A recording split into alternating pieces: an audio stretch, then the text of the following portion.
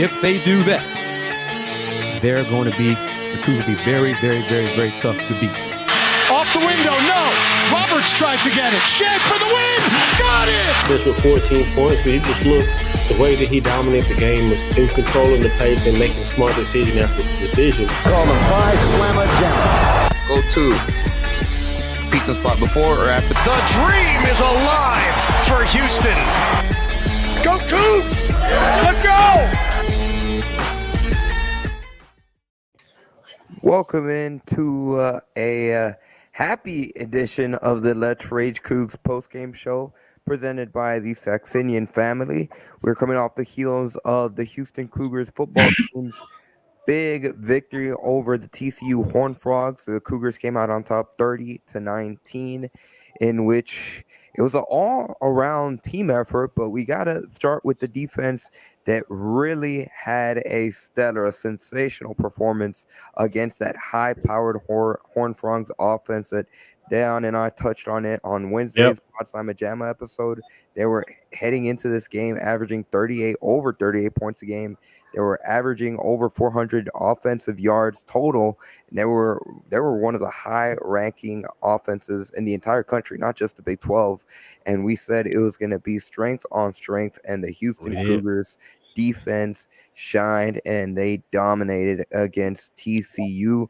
We'll get all into the matchup. The offense finally woke up and put some points up on the board, but obviously joining for today's episode of Let's Rage Coogs, Dayon, Bryce, Kris, how y'all doing on this Friday night?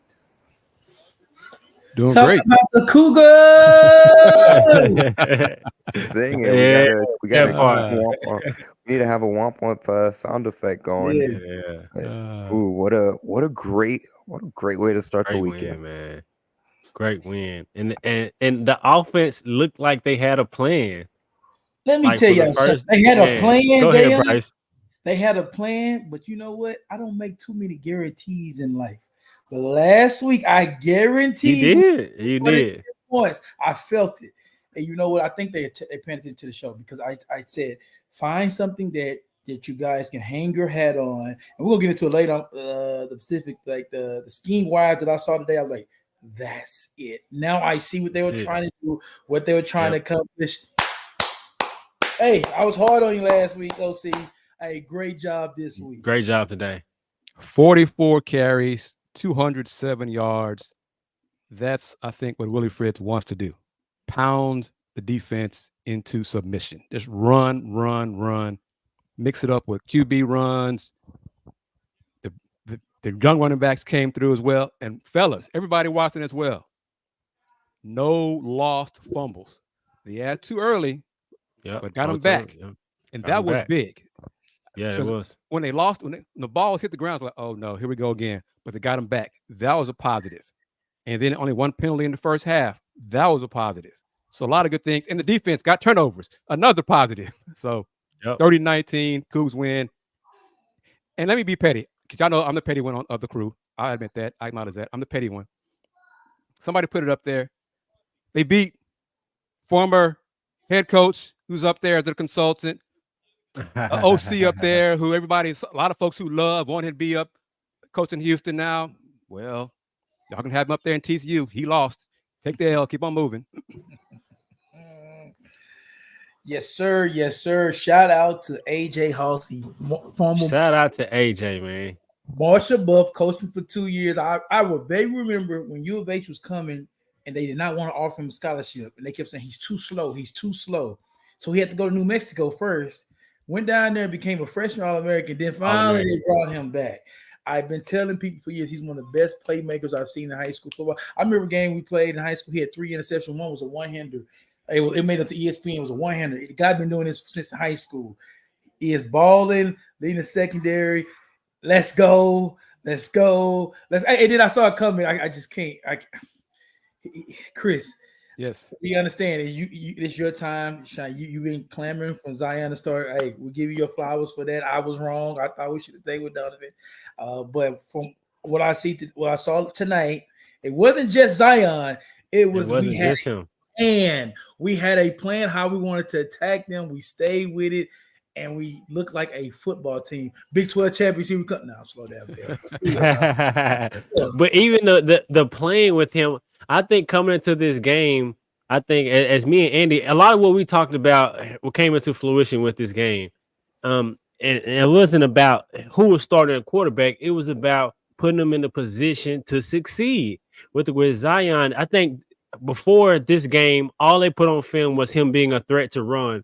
So in the first quarter, first couple of drives, they really didn't call any design runs. It was all off the threat of him running the football, him handing it off and the defense keying on the RPOs. Yep, the RPOs to get the ball out quick, him making the good reads and one read. And he really just executed the game plan really, really well. They put him in a position to succeed.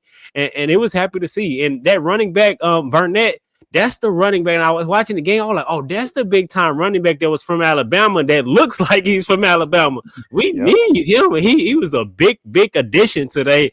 His downhill running and his complementary to all the other running backs. We need a thumper like that. And man, the offense looked really, really good in the first half. Play calling got conservative in the second half. We'll get to that. But their first half, how they started off the game, but defensively, AJ, he's as a pro. He is a pro. He got to be first round, second round. He's one of the best. He can play free safety, strong safety. He's tackle. He's all around. He is playing on Sundays. That man looks like he will be playing on Sundays, no question. And it was good to see them stick with running backs. That's the running game because it was working. And we could say, I don't know about the TCU fans. Hey, Stacey Sneed got blasted. Yeah, he got the ball. He got the ball back too. So credit to him. He did. But it was crazy that. Yeah. But Burnett did a good job, and we can be critical of Donovan, but in that fourth quarter with Kris. Big drive. With the injured arm. Big drive, man. He sealed the game with that drive. He sealed the game, the youngsters came through, running the ball, and he did as well. So you got to give him his flowers as well. So it was a good all-around effort from everybody. And the play calling overall was good. But that second quarter, right before the first half, I was like, come on, go for something. Be more aggressive, but they didn't. Got a little conservative in the third quarter. But, hey, got the dub, so we can talk about it that way. Yeah, let's get into the numbers. When you look at the number of different receivers, there were 9 different players that caught a pass for the Cougars today. The leading receiver was Stephon Johnson. He had 3 catches, only 28 yards. But look at this. Devin Williams, 21 yards. Malik Carr, 39 yards, 2 catches for 39 yards. Jonah Wilson, 2 catches for 22 yards. Joseph Manjack, 2 catches for 21 yards. Going back to Bryce's point, they had a plan heading into this game. Quick attack. Everything had to be quick, decisive. Don't let the quarterback, whichever quarterback was in there, hold the ball for too long, because that's when the Houston Cougars offense, bad things had happened over the course of the beginning of the season.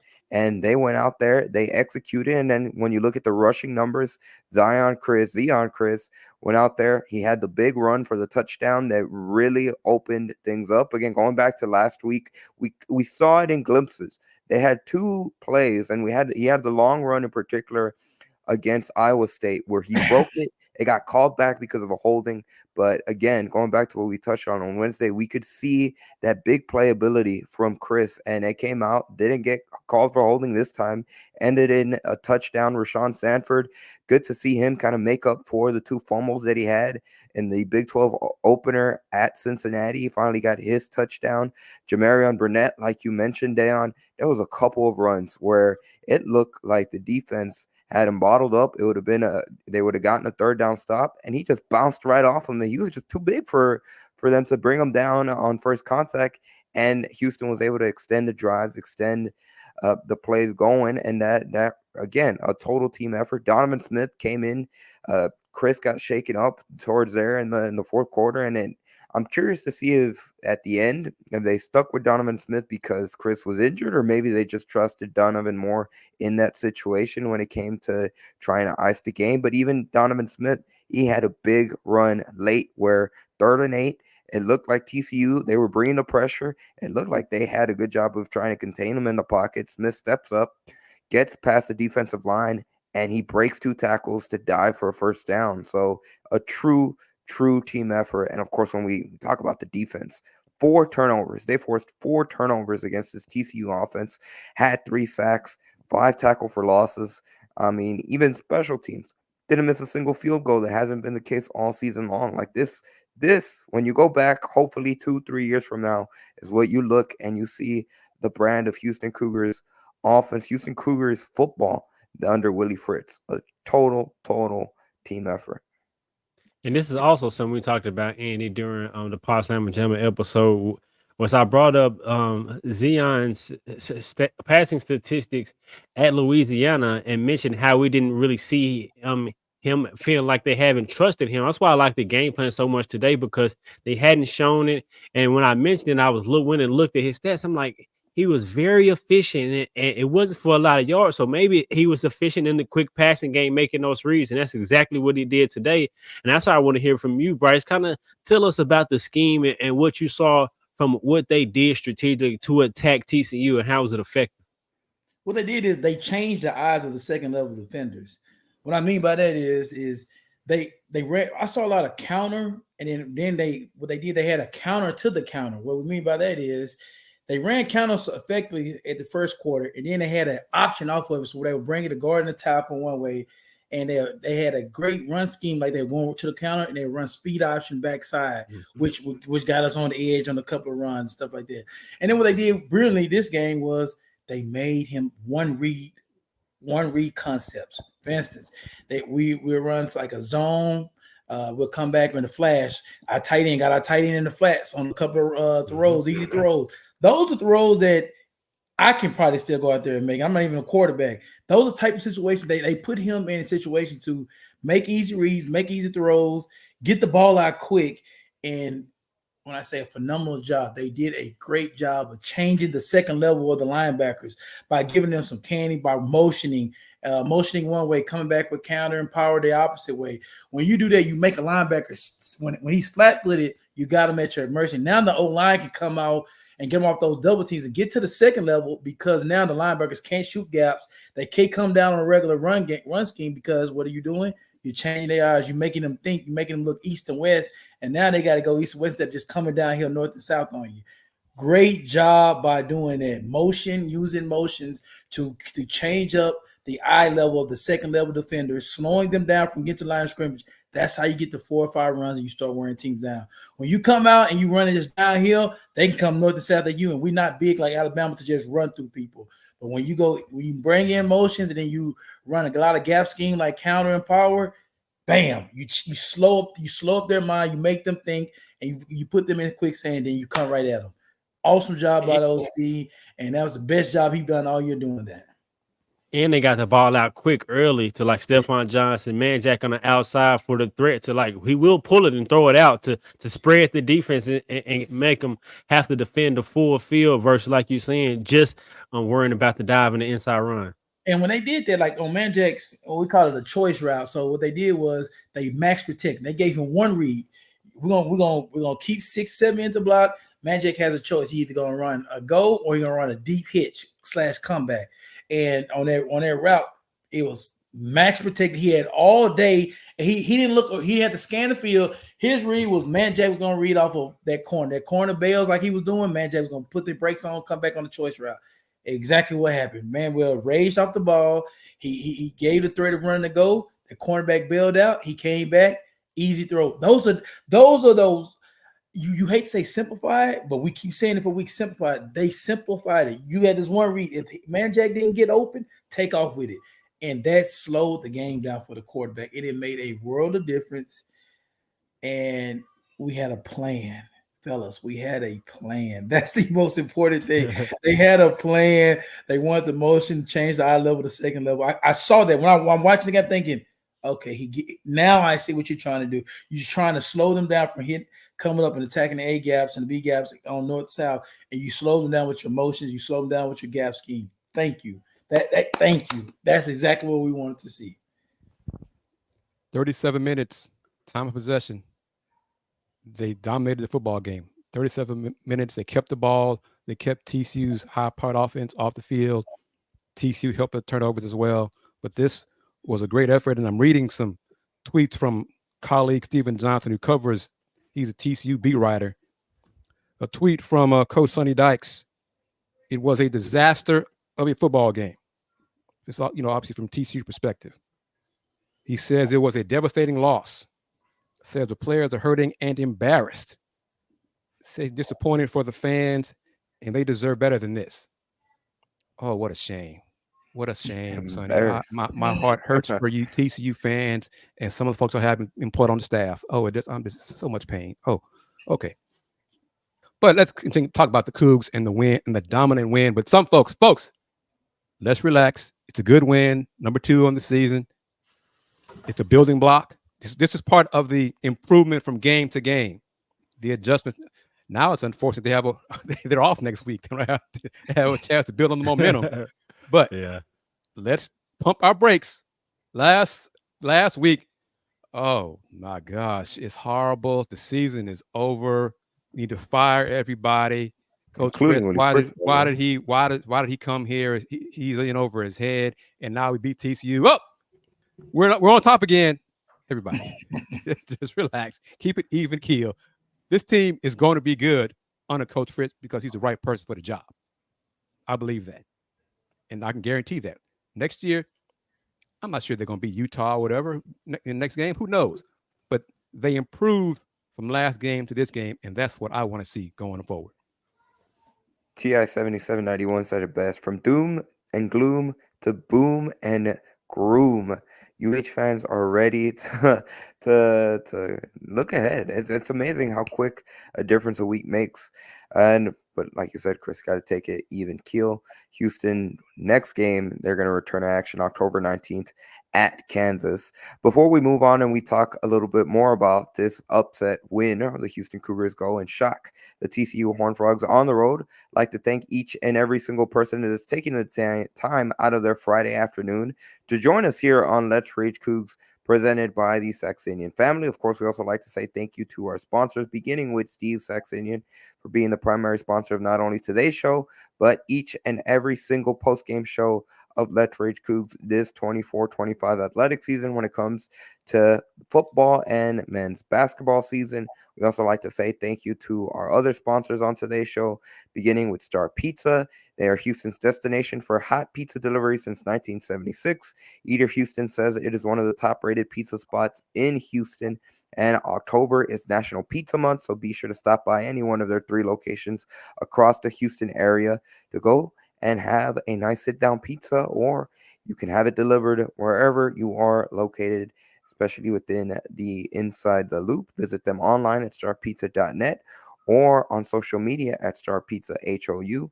And we also like to say thank you to Coogston for being a sponsor on Let's Rage Coogs. The Coogston Tailgate is located in Blue Lot 16D on game days, and they invite everybody to come enjoy their food, drinks, and music together as a family. And you can follow them on X at Coogston for tailgate details.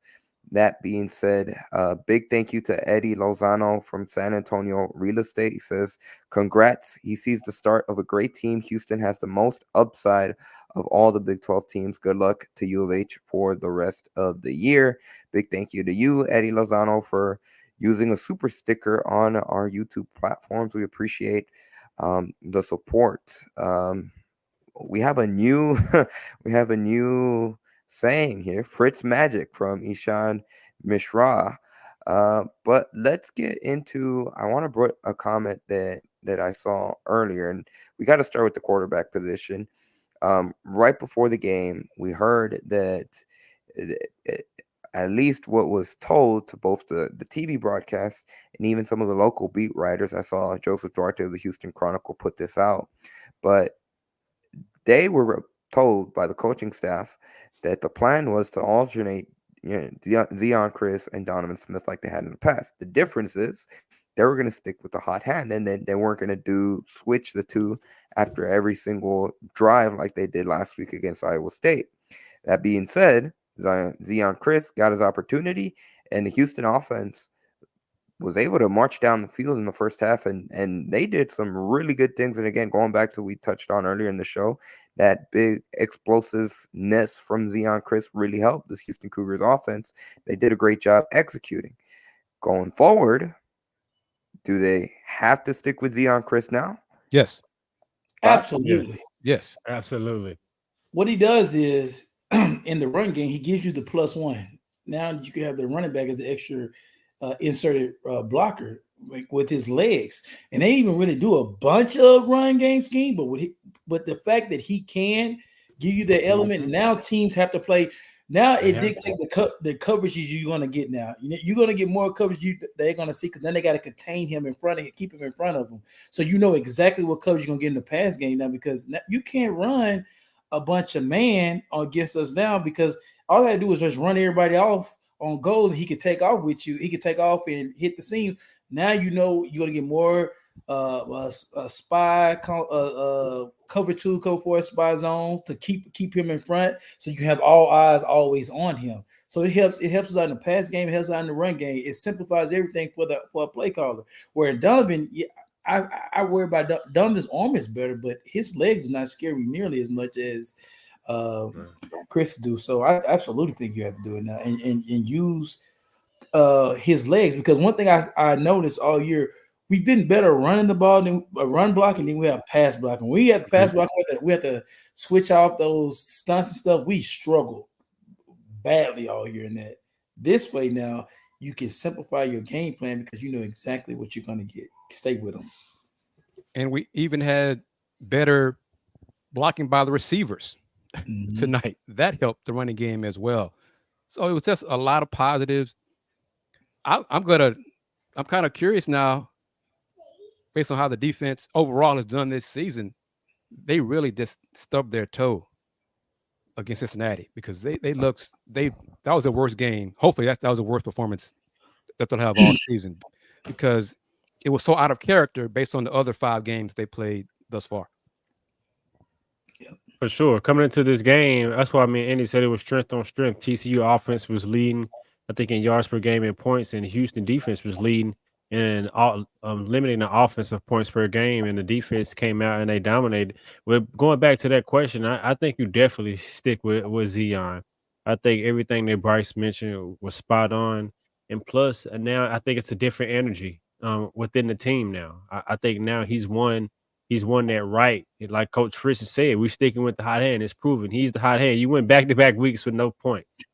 And now that you've gotten motion, now you expand on that, you build on that, and see where the series can take you. Because the defense can keep playing like they've been playing, get short fields, get turnovers with the running game and the extra element of explosiveness that Zion brings. I think now you kind of have an identity, and that's where we've been thinking, like, what's their identity? I think now with him at the helm and building on what he was able to do tonight and expanding it, now you can have an identity and know how you can go in game plans to attack different teams. And winning the turnover battle is always a plus. Always. It's always a plus. It helps give you short fields. It gives you boost your morale, all kinds of things. It helps with some of your play calling that you can do. So overall, this was really the first game that the Cougs did not beat themselves. And you know what happened was, we got a lead, was able to run the ball, and with our secondary, if you jump out on people and you force their hand, you make them throw the ball. We have ball hawks back there. That feeds right into how this team is built. Just to be quite honest, if we can able to, I'm not saying we're gonna every week jump out 7-0, 14-0, but if you're able to start with a lead like we did tonight, and you don't turn the ball over, and you make quarterbacks have to throw against those guys we have back there, those ball hawk safeties we have back there, good luck. We'll have success all year. And when I say success, I'm not saying W's. I'm saying we'll improve. We'll be in games. We'll be competitive. It won't be 35-0. Yeah. Defense had 3 sacks, 5 tackles for loss, 2 INTs, 3 pass breakups, 2 quarterback hits, and 2 forced fumbles. I'm not sure how many pressures. That's all those great stats, but I think one thing that's missing on that is the amount of pressures that they got. That's what I think they really, they really pressured him well. The defense coordinator, we got to give him his flowers on the game that he called too, because in those moments where those A-gap blitzes, and they was able to really dominate up front, get one-on-ones, the D-line won, and the D coordinator, he called a great game as well. The coaching staff out-coached TCU coaching staff. This was with execution and everything.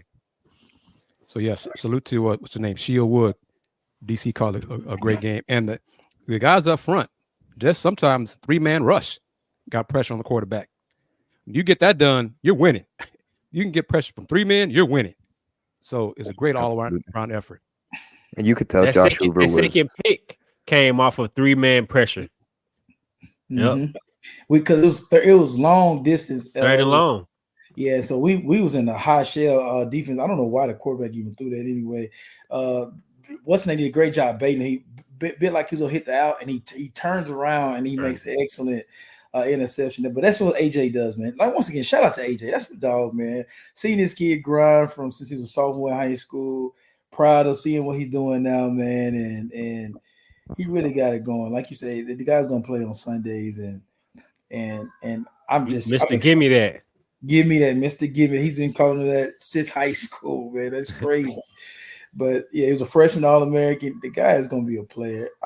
I'm excited because, to be honest, I'm not gonna sit here and say I saw this coming. I did have a bold guarantee of 10 points, but I thought we would lose probably about 14 to 35. I just wasn't confident in what I seen, but that's just part of the roller coaster that we're riding with this first year of the new head coach. And I mean, if we have that recipe, we do that. I'm excited. Yes, y'all can laugh at me. You can say, Bell, last week you were down. Yes, I was. I was hurt. My heart was broken. My heart was broken. We went, but it was deserved. Touchdown since 1994. My heart was broken. It was I deserved. was at the lowest as I ever been. So I'm excited about that. But I mean, that's. I think people respect us in this show. We're not going to sugarcoat stuff. Mm-mm. If we're right, we're going to say we're right. But if we're wrong, we're going to say we're wrong. So I mean, that's real talk, and that's what I like about the guys and the folks who are part of this show and part of the LRC family. We're all Cougs, people. Okay, we want us to win. We want us to succeed. But if we're underperforming, we're gonna say so. If it's the OC, the quarterback, the head coach, the defense, we're gonna say so. But if they shine, we're gonna give them their flowers too. I did not think the Cougs would win tonight. I did my little clip earlier with a Cougs score. They scored 30 tonight. And they got the dub over TCU and some folks on that staff who I don't respect. So I am thrilled to death that they beat TCU. I'm so excited because that TCU got some receivers that's going to play on Sundays too. My goodness. They got all 3 of their receivers, I think, will play on Sundays. Definitely 3 and 18. But I think 7 can, that slot, all 3 of them, I think, can play on Sundays. And the way that he was able to defend them, and man, our defenses can really, really be good in the Big 12, man. If they can stay fresh, like just look at the amount of plays at the time of possession. Like they was able to play free, play fresh legs, and they was really able to fly around. Complimentary football. Exactly. And I think they were hyped that the offense scored. So I mean, it's like we don't have to do everything. We got some points from our offensive brothers. So yeah, it all adds up. Winning feels great, man. Losing sucks. Bryce plays. We knows what it means more to lose than we do, obviously. But as fans, a lot of fans live and die with each week, and so losing sucks. Getting shut out 2 straight weeks is just crap. So this was a great performance and a surprise. And everybody, be honest. Be honest. How many of y'all thought the Cougs would win tonight? Be honest. I don't know anybody who thinks the Cougs win tonight. But I'm glad we're all wrong. Yep. Me too. Andy, I definitely didn't see these folks. There you go, man. Give these folks some shine, man. We get money tonight, man. Yeah. Eddie Lozano, San Antonio Real Estate. Once again, this is the 2nd super sticker on YouTube. A big thank you to him. But he says he's been watching since the Southwest Conference, Big 12, and new Big 12 football, and he remembers the days of Bill Yeoman. With the amount of talent that is around Houston, U of H will be a powerhouse very quickly. The Big 12 needs you to be a powerhouse. So, again, big thank you to Eddie for the super sticker, 2nd super sticker of the night, and Juan Trejo as well. Cougs, baby. 1999. He says, keep up the good work, gents. We got that spark. So, big thank you, Juan, as well, for joining in and having the super sticker here on YouTube. Big thank you to both Eddie and Juan. And I mean, you could just that's the Keep them excitement. coming, man. Keep them coming. I guess winning does this, Bryce. So keep them coming, man. I But think this question, what real quick, Andy. I haven't seen any it mention should about, they should post it. They do it after every game. but it They wasn't should live send the stream. Like, link. yeah, It won't be live stream, but right.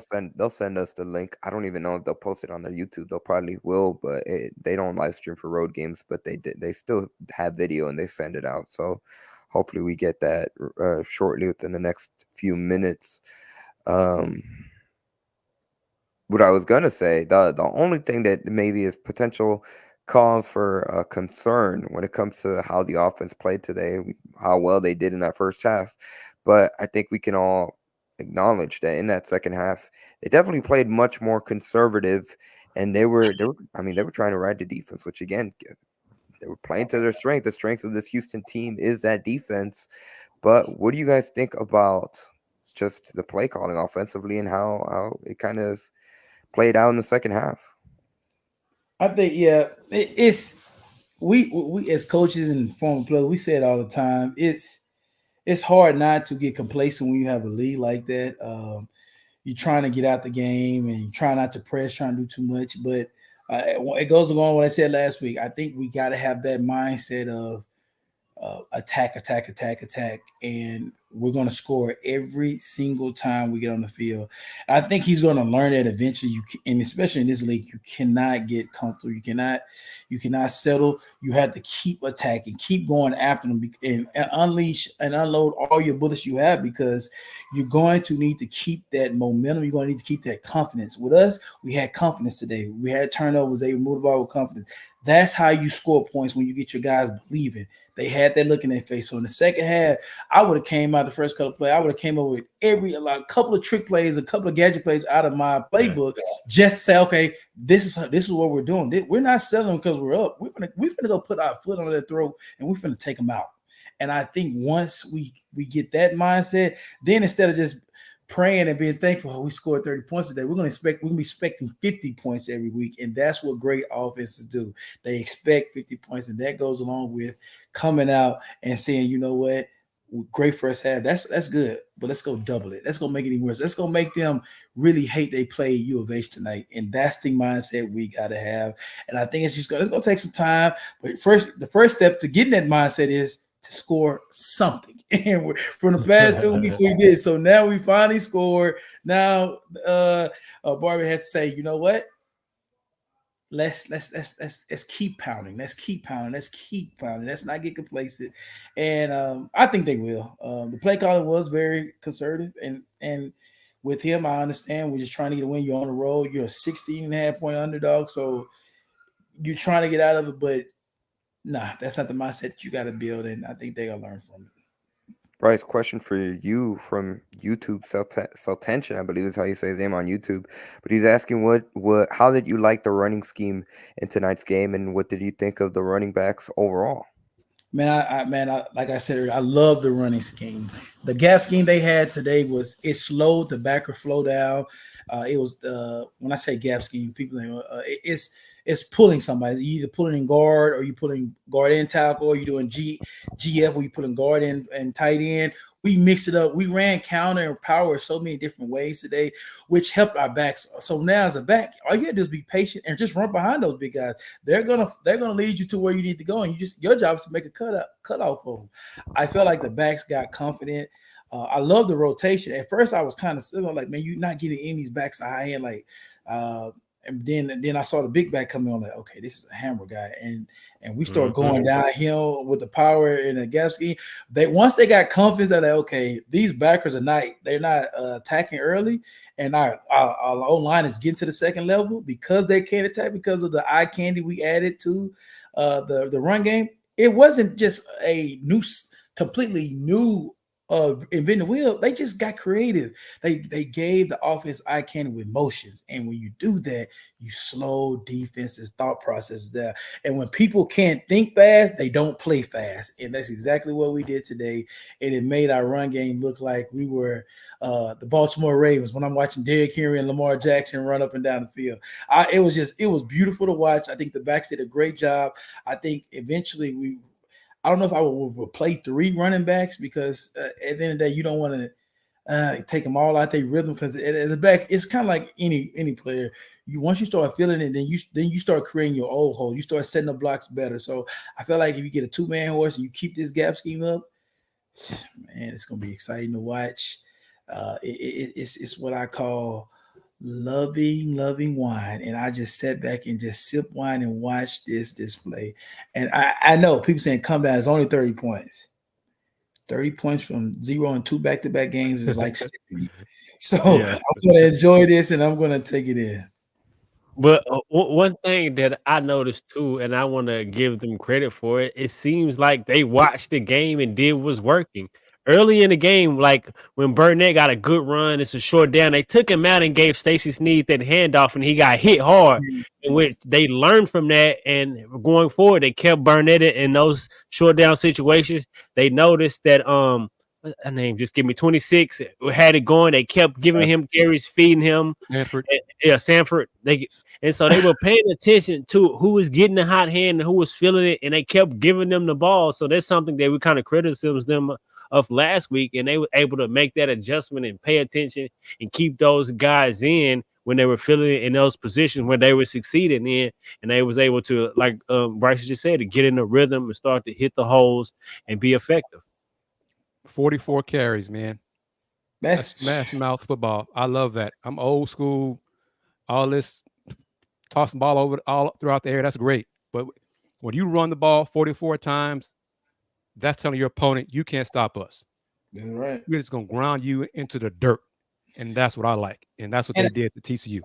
And it's a great mix of them. Like Burnett, he's a bigger back, 220 pounds, and they both freshmen. And Sanford freshman, he's 185 pounds. So you see it. It's old saying, thunder and lightning. Well, that's when you got different type of speeds coming at you like that, man. It's different, man, and.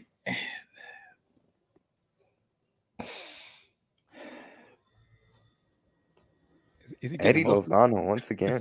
Is he getting emotional? Eddie Lozano, keep it coming, Eddie. Keep it coming, man. Beautiful to watch, man. It was beautiful to watch. Once again, Eddie.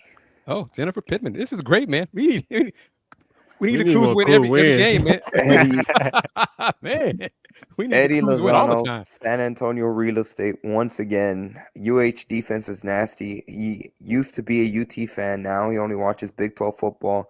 He loves Big 12 football teams. Great conference, great football. He loves the passion, patient. 2 or 3 years, U of H will dominate. So he's really high on the University of Houston. Seems like he's not even just a UH fan. He's just a Big 12 fan. And Jennifer Wilson Pittman, thank you again for the super sticker on YouTube. Can never say thank you guys enough for, first of all, taking the time out of your Friday night to join us, but to also contribute to the show. Like Dayon said, Cougs helping Cougs. And we just got an overseas super sticker from Houston Cougars, Germany, all the way in Europe. He says, kudos to Eddie Lozano and Juan Trejo. He hopes this win helps us put butts in seats, and that's the main component. He says, go Cougs, go Potsdam Majama, and go Star Pizza. Star Pizza gets a shout-out as well, but that's the big one right there. Next home game for the Cougars. We're global, brother. We are global. Got folks watching from Germany. Cougs are global, man. And by the way, next home game, over 26. I want to bring this comment up right here. It's a good question by Kris B. I want to get you guys' thoughts. Said Barbe still has to show he can adapt the game on the fly. Everything worked well early in this game against TCU. He wants to know what happens if it doesn't. What adjustments Barbe will have to make to the offense. Kris, that's a great saying. We always say the opening script. When you have the opening script as a staff, you come up with about 8 to 10 plays that you're going to start the game out with. You rep the heck out of those plays all week long. The best OCs are great when they go off script. Okay, once you don't went over your opening script line, how are you calling the game off the script?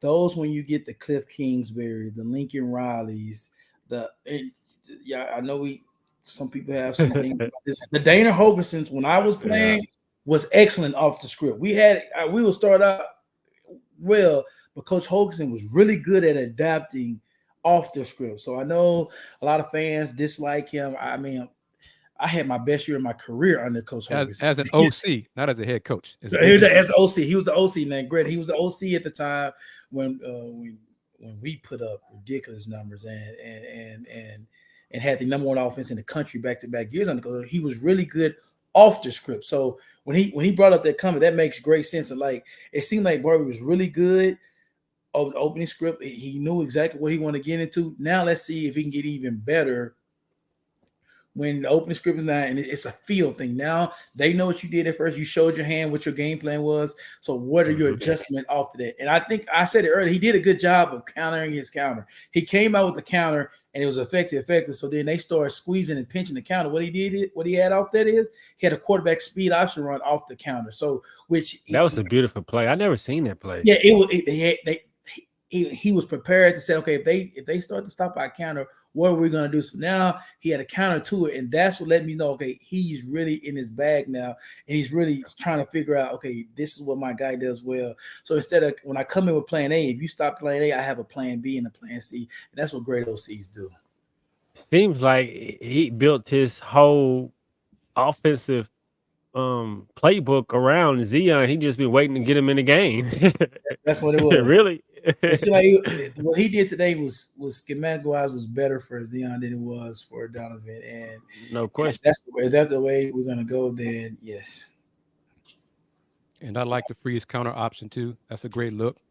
Yeah, that's what it was off of it. Yeah, but got the off week next week. Go to Kansas. Kansas is struggling.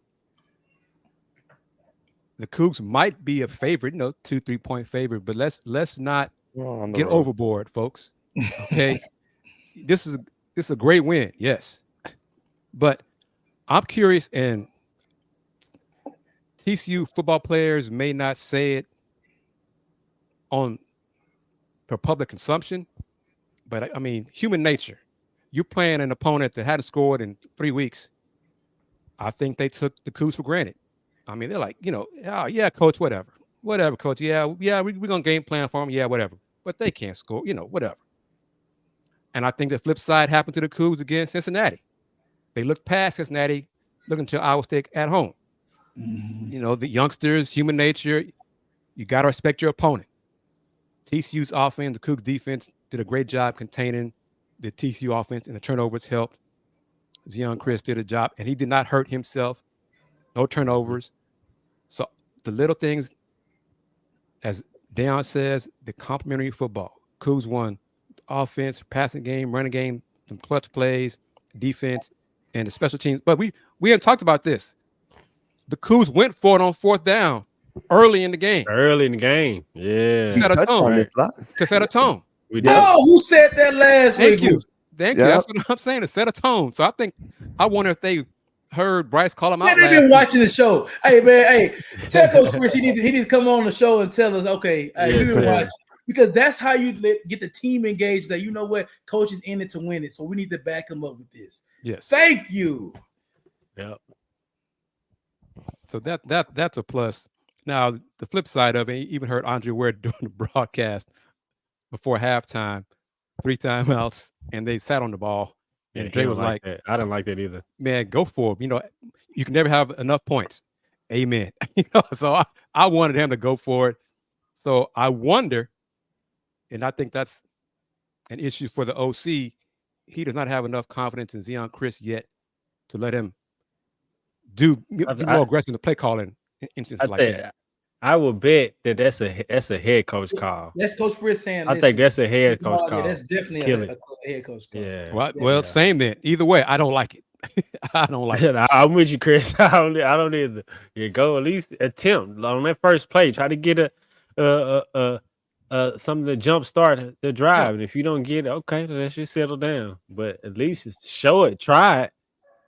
You were 1-4. What do you have to look? Only thing you can do is go up from here. And what you got to give the fans, and we keep saying, I know you don't coach for the fans, but then again, that's who put seats in the stadium, and that's how you get recruits who want to come play at your university, because they want to play for good fan bases. And we don't always show it, but I'm telling you, I learned as a player this when you get this thing right, the year my senior year when we was undefeated and we was top 10 in the country, we felt like celebrities walking around campus, around the city. It was amazing.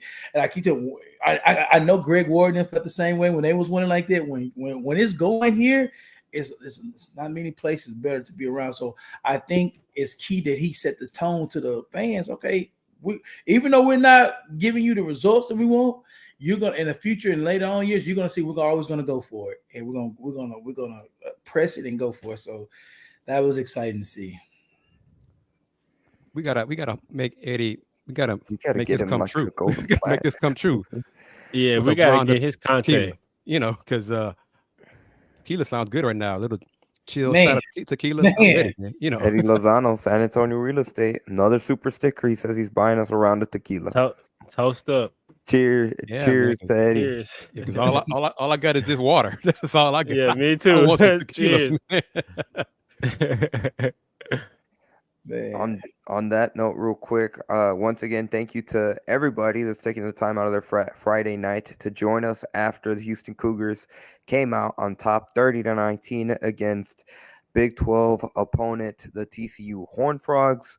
And of course, we'd like to say thank you to our sponsors for today's episode of Let's Rage Coogs, beginning with Steve Saxenian for being the primary sponsor of not only tonight's show, but also every single football and men's basketball postgame show throughout the 2024-25 athletic season. And we also like to say thank you to Coogston for being a sponsor on today's episode. The Coogston Tailgate is located on Blue Lot 16D on game days, and they invite everybody to come enjoy foods, drinks, and music right before the University of Houston kicks off and takes the field.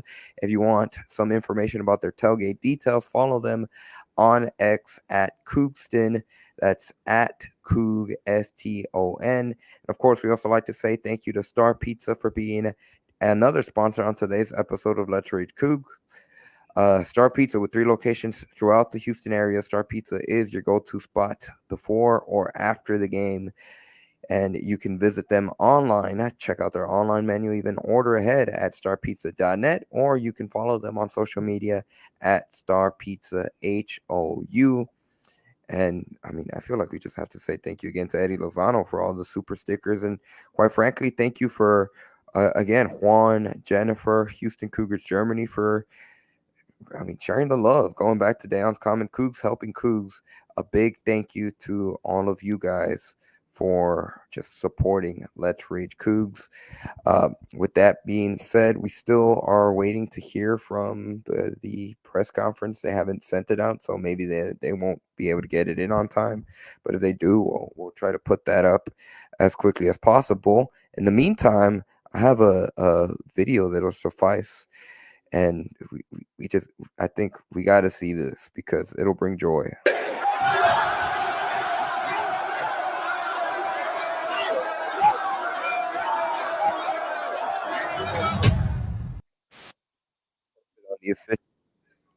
That's his first. Won't be his last. That goes to show you. Yep, that goes to show you how hyped the team was, not only to get this win, but for Willie Fritz getting his first Big 12 conference win as a head coach. Yep, and I think someone asked, that was the Cougs' last win over TCU at TCU since Andre Ware days. Yeah, they put it on the broadcast. So yeah, I think it had been they. It's interesting. So they early in the broadcast they said all time Houston and TCU were 13-13, but TCU was on a 9-game winning streak dating back to 1989. So good for Houston. They finally slapped that losing streak and they lead the all-time series now 14-13. And let's hope this is a building block because I think all of us believe it can happen. But Houston, with the right head coach, I think Coach Fritz is that person. I like the AD now. Houston football could become the best football team in the Big 12 in Texas first, and then become the best Big 12 football team overall. Just a matter of time. Absolutely, because how huge this win is. In the last 2-3 years, I coached in the Fort Bend area, Fort Bend Marsh, Fort Bend Hightower, Ridge Point. We've had like 3 or 4 of our best players in that area go play at TCU, go to Dallas, because they felt like they was in the Big 12, they were the better school, and And like number 7, J.P. Richardson, that we talked about today, played at Richmond. One of my good guys I trained with and helped. He plays for TCU. Jeremy Payne was one of the best running backs in the city last year. Awesome. He's at TCU. Now wins like this, now players around this area don't have to go to TCU to play Big 12 football and play winning football. Now they can stay home, they can play in front of their family, and they can represent the age. Because believe it or not, they still gonna have the city in their heart because they grew up in Houston. So they want something to play for. And now we're gonna give them that opportunity to play in the Big 12 and play for the best team in the state of Texas. Because I don't even consider Baylor. I mean, they're what they is, and nobody wants to go live in Lubbock. I'm sorry. My line brother, who's one of my best friends, is assistant head coach at Texas Tech, but I still don't. Nobody wants to go out there in Lubbock, and play football. So man, we it's a big win for us. We're gonna take it and we're gonna run with it, man. I know I'm gonna run with it. I'm gonna celebrate. I'm already on Twitter talking. Let's go. I saw the video, I retweeted. I'm probably gonna talk some more tonight. I'm gonna wake up in the morning talking again on Twitter. So this is big for fans. This is big for the university. It's big for us in recruiting. It helps me out to help when I'm talking to kids trying to push them U of H. Hey man, you can stay home now. It's gonna get turned around. It's gonna happen for us. That was exactly my question, but I was muted. But you answered the question. How big of a win was this, like recruiting wise? Because we just coming off a week where one of their big recruits who decommitted reopened his commitment, and so and a win like this and all the factors that you just mentioned, going against the players who are playing for TCU from Houston. That way, I mean, going forward, I mean, a lot of players it's Houston, SMU, just like in regards to Texas schools that Houston is recruiting against, is battling. So I think this win goes a long way. It can go a long way, but we have to do our part as well as fans and alums. Go to the stadium, go to the games to see us play, not the opponent, to see us play. Buy the merch, support the NILs, all those things, because Bryce knows, all the kids now about their brands, and that's part of it as well. So I'm not trying to be a downer, but it's just the way things are in 2024. We got to do our part as fans and alums with the NIL, with the ticket sales, with the merch, do all those things to give the kids another reason to want to stay home and go to UH and play football in the Big 12. Absolutely. Kris B. Austin Carlisle is the best quarterback on this side of town. So yes, he's going to help make us. Well, I don't know if he's going to play quarterback for U of H, but keeping talent like that with wins like that. I saw him tweet for another Fort Bend kid. I saw him tweet the quarterback Zion, like giving him a hand, like, man, I'm proud of you. Those type of our recruits see that type of stuff. They see the energy. They see the players feeding off of Coach Fritz. That video in the locker room is gonna go a long way with some recruits. They want to be a part of something like that. And you want to be a part of a program where the players love their coach, and it's big. Just know tonight was big because last week was bad, and I felt it. Me and Dan talked off the show about like how this could affect recruits, and then sure enough, we had one of our big guys decommit. Now the guys who were, he's decommitting, he don't see any promise. This right here makes you think, okay, maybe they can get it turned around. So at worst, it buys us another week. What you guys think of those uniforms? I was just thinking about it. I saw man, I hated them. Y'all hated them? He didn't like it. I don't like them, man. Okay, maybe when I came up, we had two uniforms. It was red and white pants. Red pants and white. We was so basic. We didn't have no black unis. We didn't have nothing. I absolutely loved tonight. I was like, man, I watching the game thinking, what was this swag when we played? Like, they owe me a jersey now. I need to have equipment guy or something. I need this uni because. Only reason I don't. Go ahead. Only reason I don't like it is because it's Texas Tech colors. We need to establish our alternate color besides red and white. What is our true alternate color? I hate the black.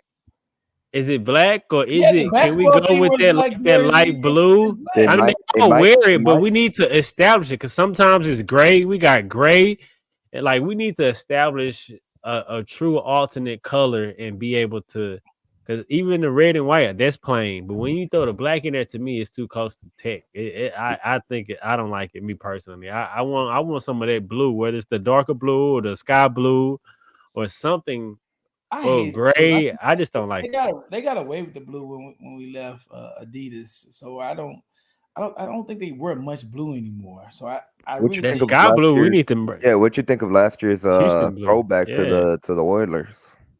That jersey. brilliant. I don't know why they let them threaten. Hey, that was Hey, beautiful. so they might not be done with those uniforms. Right. But shit. Well, we'll see what they were against Utah, but it seems like that's the alternate jersey, Dayon. It's Yeah. the blackout games with the Cougar script. But Have y'all figured out why we scheduled Utah for homecoming? I think that's their only home game in October. Well, you go to November. I mean, Right. That's like the worst school. they should have. Yeah, they should have waited for Baylor. That should have been homecoming. Come on, man. Yes. But hey, hopefully it's packed. Hopefully there's some momentum that they can go on the road back to back and beat Kansas. Maybe there's If some Cam momentum. Rising is still out, you never know. They play a young QB when Cam Rising is out, freshman. Maybe they get the right uniform combo too for that Utah game. They get the buzz. They get people into the stadiums. I mean, it is better than our normal red and white uniforms, who is definitely too plain. I mean, I get what they're doing with it. I just wish it was. It's just too close to tech for me. Like are we red, black, and white, or what? But yeah, I think this is a great point from Crabtree too. Despite the 4 losses, I would say the only exception would be the Cincinnati. But Houston has played hard in, you would say, at least 5 of those 6 games. And honestly, they had a chance to.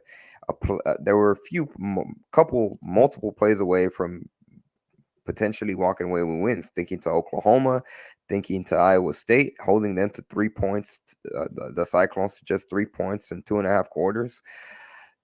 That's the one thing. If you don't want to go with silver linings all the time, but that has been something that's been true for this team over the course of now halfway through the season, 6 games in. And first things first, turnovers. We can't fumble or can't get intercepted. Donovan got picked in the fumbles last week against Iowa State.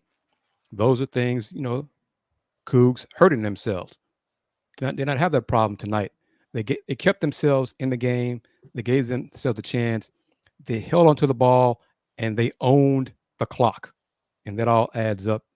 Combine that with the defense and them getting turnovers, resulting in this glorious 30-19 win over TCU.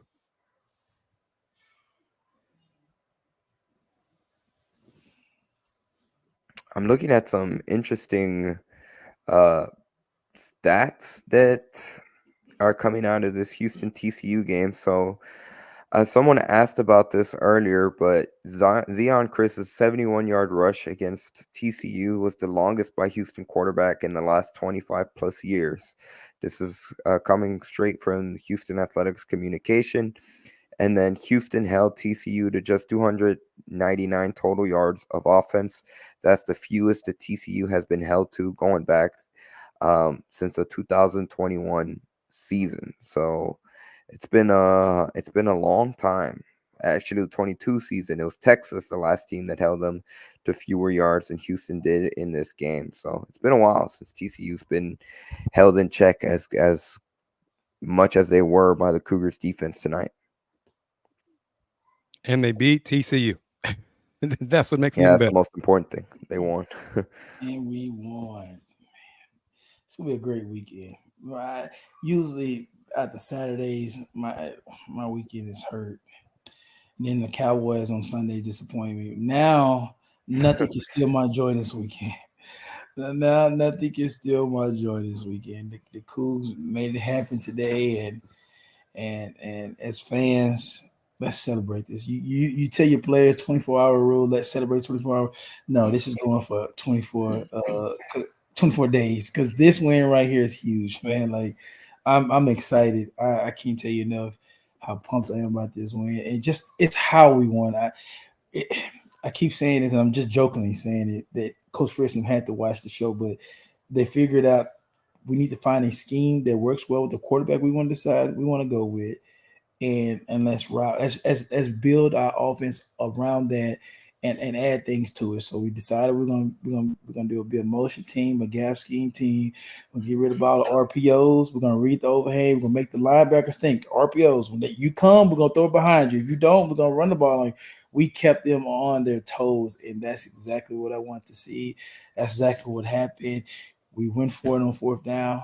We weren't afraid. Now, Coach Fritz, if you're watching, or somebody or your staff is watching, because you want to know what the fans are thinking, hey, when it's at the end of the half, why not go for it? It's a great chance to work on your 2-minute offense. A great chance to keep putting the gas to the pedal. It's a lot of things you can get out of that instead of sitting on it. I know somebody's watching, and maybe one of these guys in the comments that's on the staff to trying to get a feel of what the fans are thinking. Hey, this is what we're thinking. Let's go back and use not next week, the week after next week. And the commit was Jaden Bradley, JB Bradley from Rock Hill. He was a 4-star recruit, correct? 4-star athlete. Yeah. 6'2", 200 pounds from Rock Hill. Safety, I think, too. And if he see AJ back there, AJ gonna get drafted. You might want to, reconsider. But it was good to see Andre Ware talk how he talked to scouts and say how they was there, looking at AJ and projecting him at the next level. Yeah, and Andre, he did a good job of not letting too much his love for UH override his call in the game. But back to the Bradley young man, he could have be looking for more NIL. I mean, that's the thing now with high school kids going forward. That may just be part of the whole deal. Yeah, Chris, Dan and I mentioned that during our Pod Slam and Jamma episode. He had visited SMU the weekend before. So throwing that out there. And SMU, there you go. I'm telling you, I know kids who go that they have money. Yeah. So money. And they're not afraid to spend it. So, just keep that in mind as well. You'll be surprised the deals. I know I got a kid of mine who I coach who's committed to Texas right now. They're going to pay him $155,000 in year one.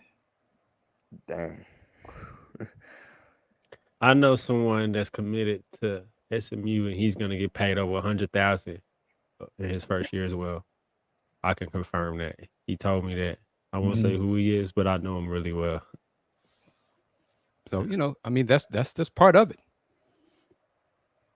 It'd be great if Dayon, Bryce, Andy win the lottery, and win that billion and decide to put half of it in Houston NIL.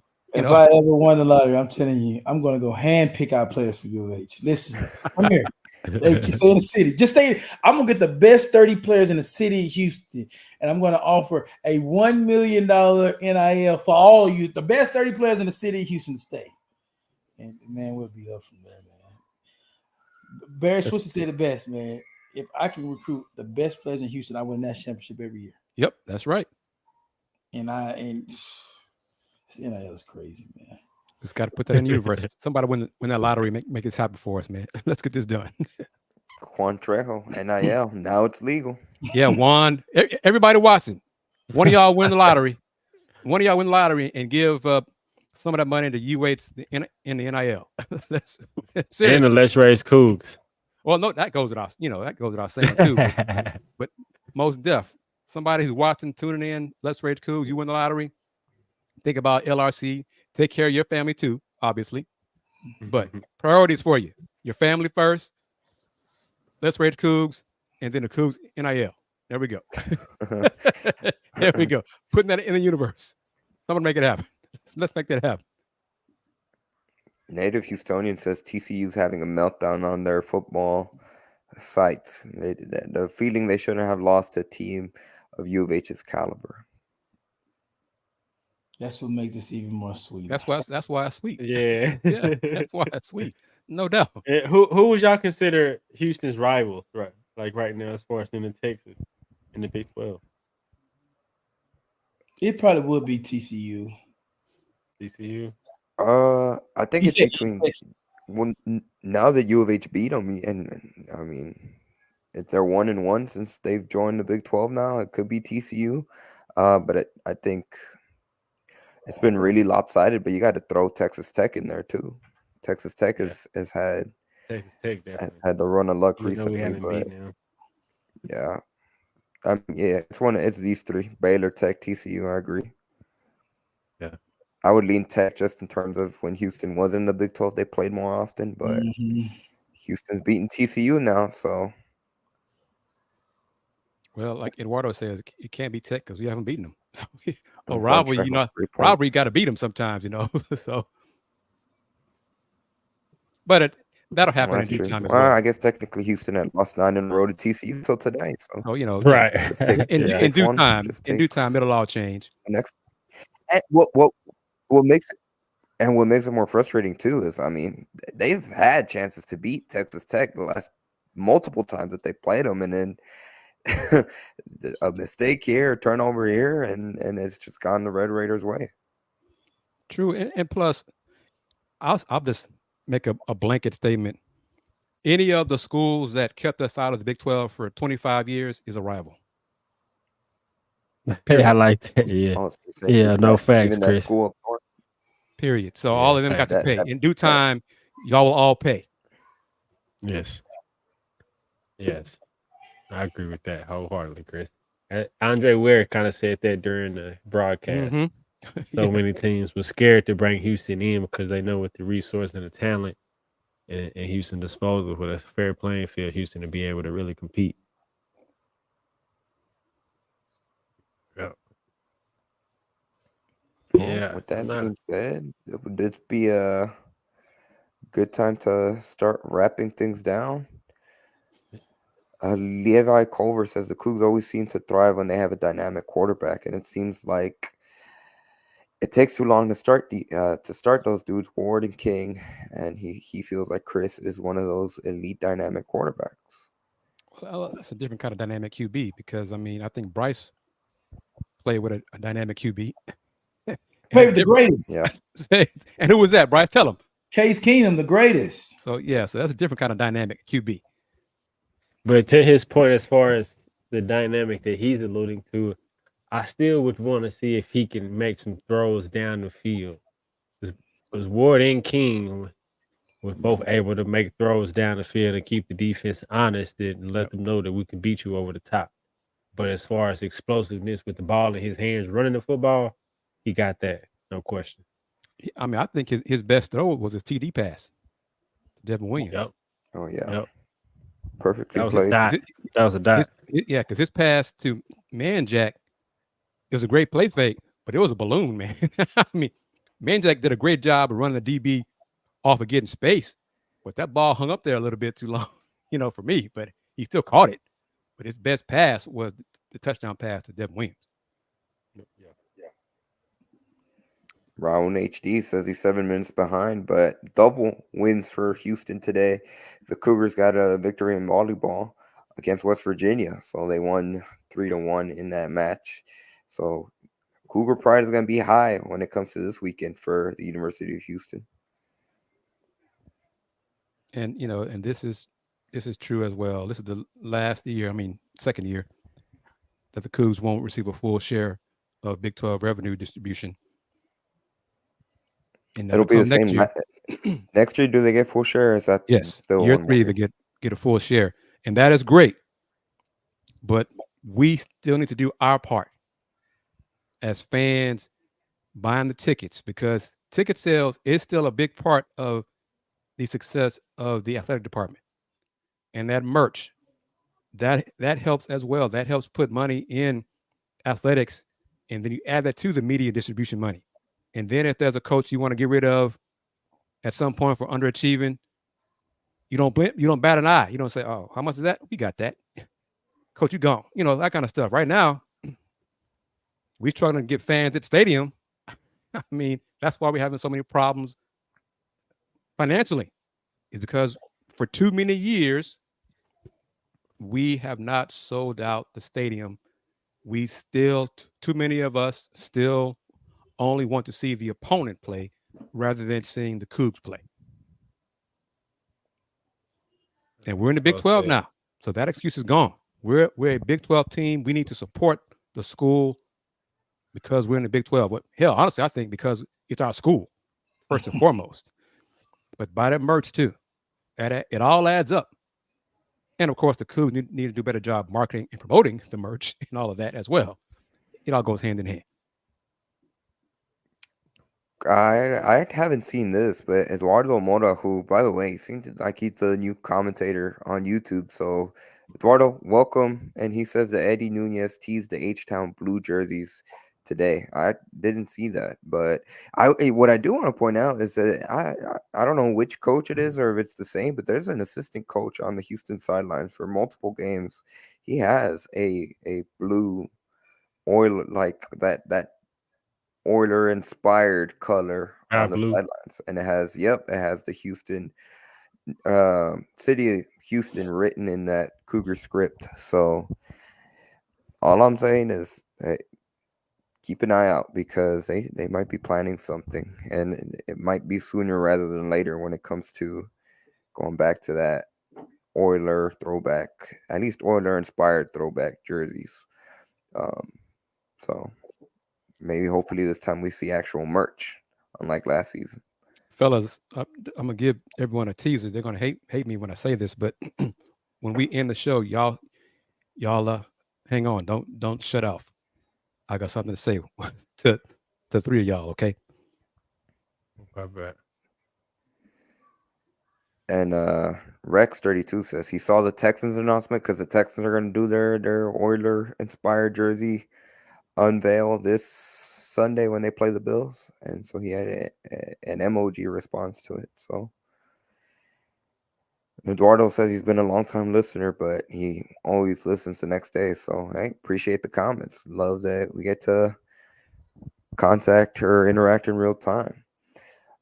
That being said, let me get the final plug for our sponsors for today's episode, and then I'll toss it over to you guys for final thoughts. But again, big thank you to Steve Saxenian for being the primary sponsor on today's show. Like I said throughout tonight, he's going to be the primary sponsor for each and every single one of our football and men's basketball shows.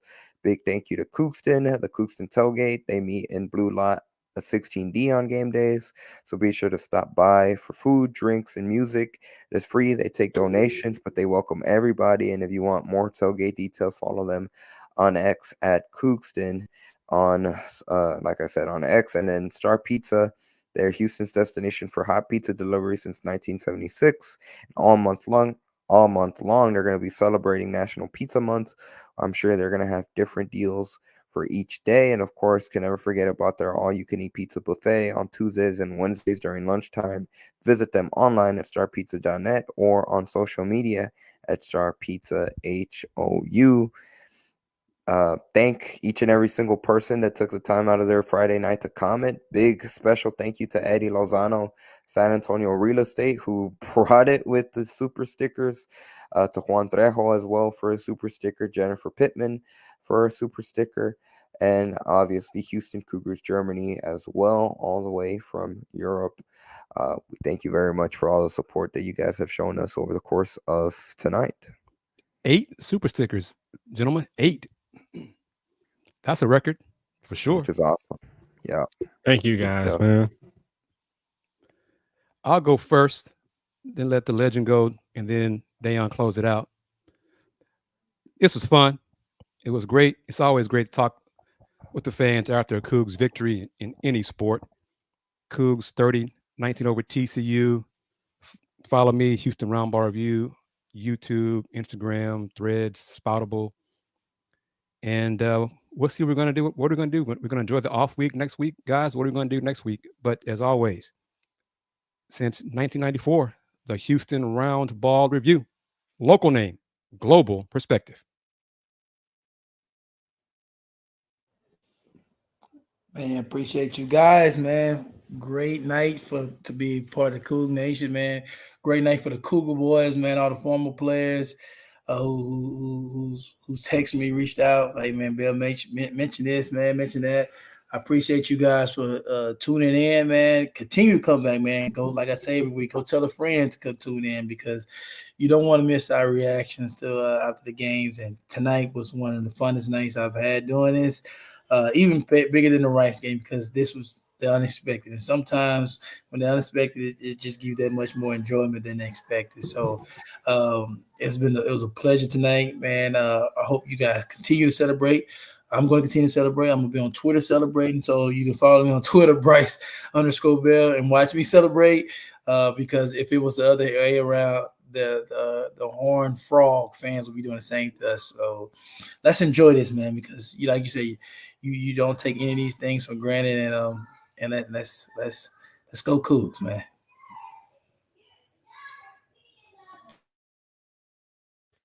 Hey, I'm super excited as well. I'm gonna celebrate, but especially thank you for everyone who tuned in throughout the entire duration of the show, all the super chats, all the comments. Shout out to Kris B. I mean, I gotta give you your flowers. You've been in the comments all night on Twitter. You was right calling for Zion, and he definitely made you right, and all the different factors that we mentioned throughout the show. But I'm excited, man. This team is on the up and up. Another step of competing, getting better, showing that this coaching staff knows what they're doing, preparing. This was a culture win. I would call this as a Houston football culture win. The way they did it, I think this is you can establish the culture with this win and build on it. I'm looking forward to them competing for the rest of the year. Shout out to AJ, Mr. Give Me That Halsey, 2 picks, big game. Hey, you got a fan in me, man. I've been a fan since you came to Houston. Everyone who watched been last year, I've been big on you. So I'm excited, man. I'm be talking my trash. Went into Fort Worth, took over their trap. Good win as always, baby. Go Cougs.